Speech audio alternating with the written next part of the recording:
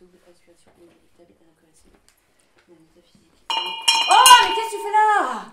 La conférence épiscopale française nous a demandé, en tant que catholiques, de sonner les cloches aujourd'hui à 19h30 pour montrer notre fraternité et notre esprit d'unité. Et la conférence épiscopale française va bien sûr apprendre en partiel. Tu penses pas que le moral des troupes est plus important que tes partiels? Oui, le moral des troupes, ça fait une belle jambe. Ça c'est vrai. Bon, comme t'as l'air de rager, je pars sauver des âmes. Allez, va sauver des âmes. Allez, sors de là. Mais, en plus, mec, mais il est 10h. C'est à 19h30. Je sais pas jouer de la cloche, il faut que j'apprenne. Hein. Oui, t'auras le temps d'apprendre toute la soirée, je pense. Okay. C'est bon? J'obtempère sous la pression. Oui, merci. Métaphysique. Qu'est-ce que je vais faire du coup? Cassilium possède. C'est nul ça? Déjà vu. Confiné. Une semaine plus moment. Et résolu pour toute raison finie, sans l'allemand. Ah, j'en peux plus.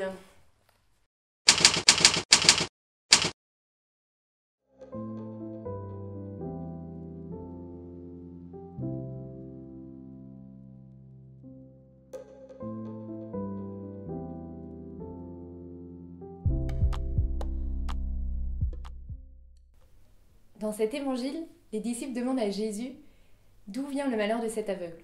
Et nous, aujourd'hui, on peut se demander d'où vient la pandémie. Est-ce que finalement, le coronavirus, ça serait pas une punition de Dieu? Dans l'histoire des hommes, on s'est toujours demandé, que ce soit la peste ou toute autre épidémie, d'où venait ce malheur. Mais dans l'Ancien Testament, Dieu dit « Je n'enverrai pas de fléau sur les hommes ». Parce que finalement, en fait, ce n'est pas le mode de fonctionnement de Dieu. Il ne veut pas châtier le coupable. Le Seigneur n'a pas non plus une justice immanente. Il ne veut pas punir les hommes sur cette terre ici-bas. En fait, si on a ce regard, c'est parce que on a tendance à prendre notre regard d'homme et à le mettre à la place de Dieu. Sauf que c'est un regard déformé et qui peut être faux parce que Dieu a un regard plus large que nous et plein de miséricorde. Alors que nous sommes marqués par le péché. Voilà, toutes ces questions, on pourra y répondre samedi pendant le live avec le Père Nathanaël. Aujourd'hui, ce qu'on peut retenir, c'est que c'est l'Annonciation. Emmanuel, Dieu avec nous. Dieu veut vraiment habiter avec ceux qui souffrent, que ce soit les malades, que ce soit leur famille, ou ceux qui vont s'exposer en allant travailler, ou que ce soit toi aussi qui sois confiné dans ta chambre ou dans ton appartement.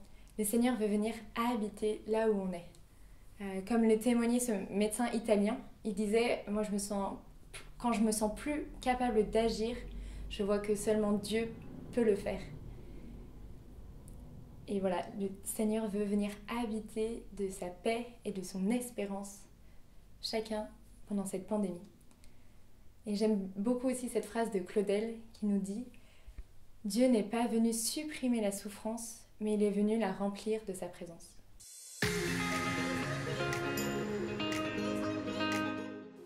Notre langue a un grand pouvoir. L'objectif du jour, c'est de poser aucun jugement négatif sur une personne ou sur un groupe. Défi zéro critique, même quand ton coloc te sonne les cloches.